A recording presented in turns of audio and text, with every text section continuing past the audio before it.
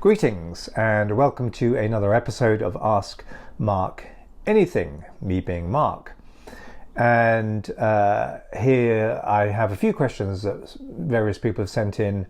I don't have names for all the people who sent the questions in, but I'll deal with each question in turn as best I can. So first up, we've got a question. I don't have a name for this person. And the questioner says, my 31-year-old brother is overly dependent on our family. He depends on us for decision making, to doing all new unknown activities, to his career, even doing small activities. Basically, he's dependent and fears becoming independent. Can you please suggest a download, an audio hypnosis download, which helps a person to become totally independent in his actions, thoughts, and behavior? And thanks for that question. I think your brother, if he's willing to engage in this, might benefit from trying one or all of the following audio sessions at hypnosisdownloads.com. So first off, he might find it useful to listen to Fear of Growing Up, Take Responsibility, Be Less Passive, Stop Making Excuses. Okay, so Fear of Growing Up, or Take Responsibility, or Be Less Passive, or Stop Making Excuses. Those 4 sessions might be useful for him.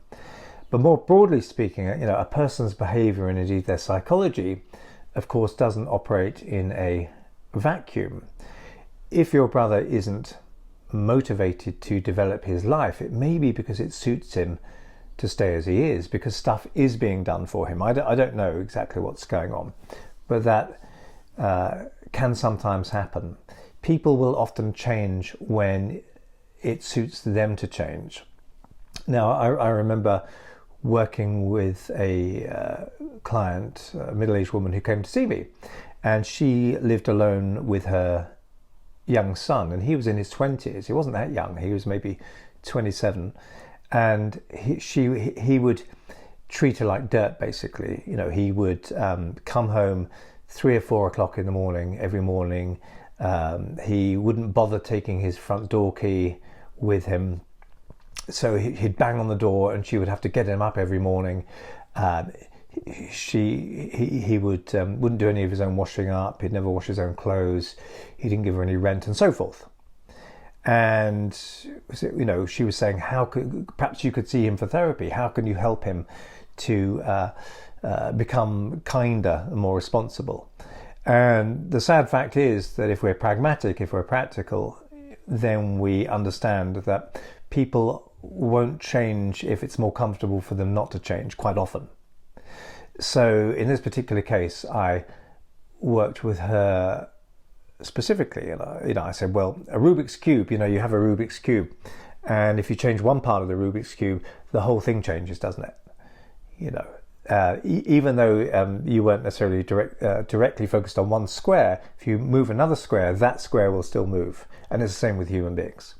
So I hypnotically encouraged her, or rehearsed with her, telling her son again that if he comes in tomorrow morning at 4:30 in the morning, she's not going to open the door for him. And he obviously didn't believe her. He went out at 4 o'clock in the morning after I'd rehearsed this behavior with her hypnotically so that she felt confident enough to do this. And I said, if he bangs and bangs and bangs on the door, ignore him. And if he carries on doing it, tell him you're going to call the police. And so the next time that he did this, he came in at 4 in the morning, didn't have his key, of course, and banged on the door. And she said, no, I told you what would happen. I'm not going to let you in. And he banged and banged and banged and banged. And eventually a neighbour called the police. And this continued to happen. And pretty soon, of course, he started taking his key. Then she said that she wouldn't wash his clothes. And she'd show him how to do it. She'd teach him how to do it, but she wouldn't do it for him anymore. And of course, for a couple of weeks, he had no fresh clothes. But then he started dating a girl, and he didn't want dirty clothes, so he started washing his own clothes because it suited him to do it. And then she said, well, I'm not going to buy you any food, unless you pay me for it. So you're not going to eat. And of course, he balked at that as well. But eventually he started giving her food and even cooking in the house. So none of that was overnight. But the point is that she changed herself, her attitude, her behavior, in order to influence him. When we change, other people around us have to change. When someone who's been under-assertive in a workplace, for example, suddenly becomes more assertive, then you find that they're treated differently. Other people start to behave differently in response to their changed behavior. So I'm not saying that all the responsibility is on you, but certainly he can listen to those downloads and they may well help him. But changing our own behavior and sticking to those changes sometimes force other people to have to change. So that's worth thinking about. Okay, let's have a look at another question. And the question is, my paranoia and OCD in my long distance relationship is driving my partner away. And I need to know how I can overcome this and convince myself for good that she's not cheating, to not focus on the bad, but to shine light on the good and nurture it in a long, successful relationship. My paranoia forces me to look at all the bad, which are just uncertain things that make me think she's being unfaithful. I need help bad. Thanks. And certainly a long distance relationship is a lot of it is guesswork, isn't it? We don't know day to day what the person's necessarily doing, or we're not seeing what they're doing. We're not doing the stuff physically with them. We can hear about what they're doing, what they say they've been doing, and so forth. So trust is required, as it is in any relationship. When you trust someone, you're giving them a gift. What they choose to do with that gift, of course, is down to them. If someone does cheat on you, then they're throwing that gift away, and that's down to them, not down to you. Now, you need to really think about whether it's imagination or evidence that's upsetting you. And if it's imagination, then you need to remember that. So what I mean by that is that evidence might be your partner telling you that they're cheating, or you actually seeing them cheating, and so forth, or even someone you trust telling you that they've been cheating. That would be evidence. Imagination would be, they haven't called back when I thought they would, or they haven't messaged me as quickly as I assumed they would. And then filling in the meaning gap. What's the meaning of that? Well, it could be this, it could be that. You start to imagine, misuse your imagination to upset yourself with. So to what extent, at the end of every day, write down to what extent is evidence, what percentage of your doubts, and what is actually imagination predicated on uncertainty. So that can be a useful exercise. And then specifically, what about what you're imagining, or what are you imagining in these gaps of evidence?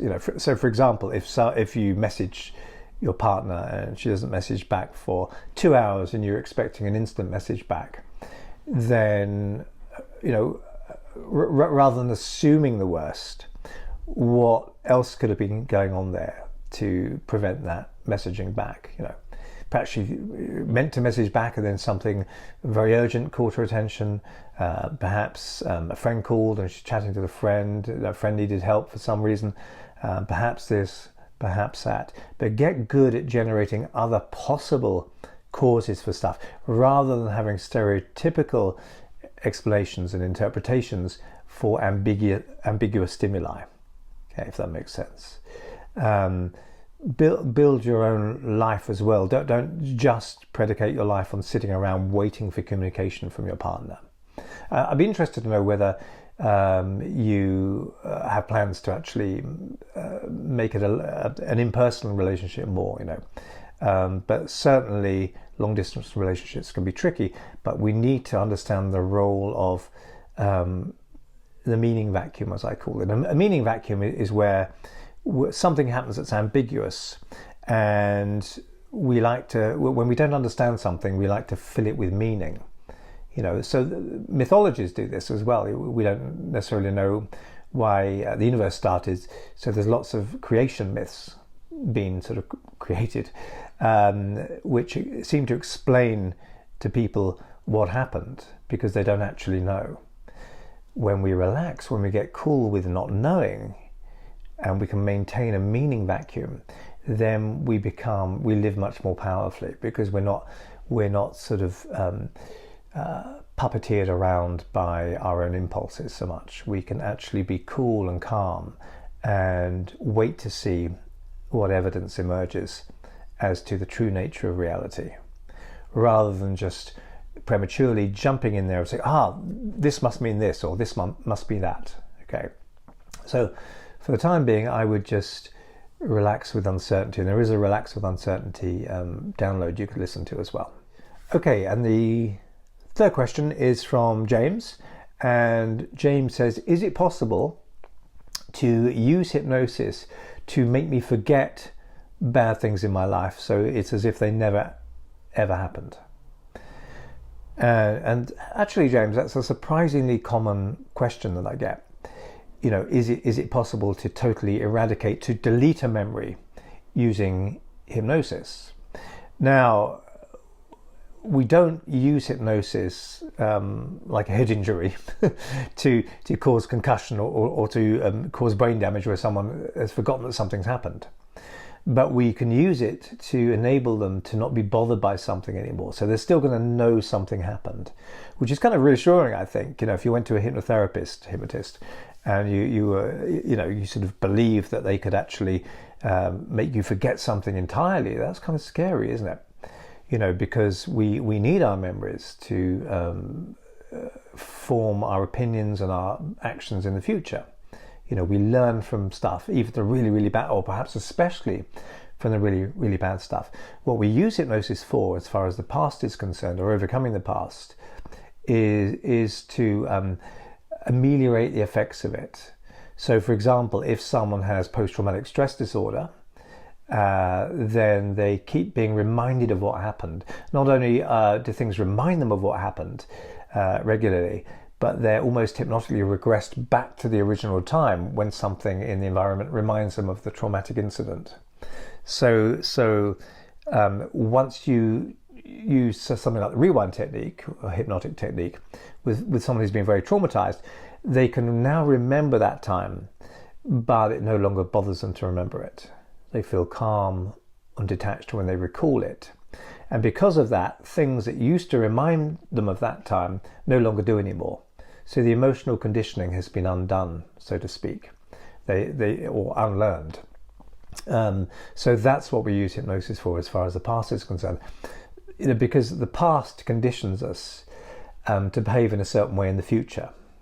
So for example, I worked with a guy who'd been mugged on a bridge in London, and he'd been cut by a knife. He'd been stabbed in the throat, and threatened to throw him into the water, but that they didn't, and obviously he survived.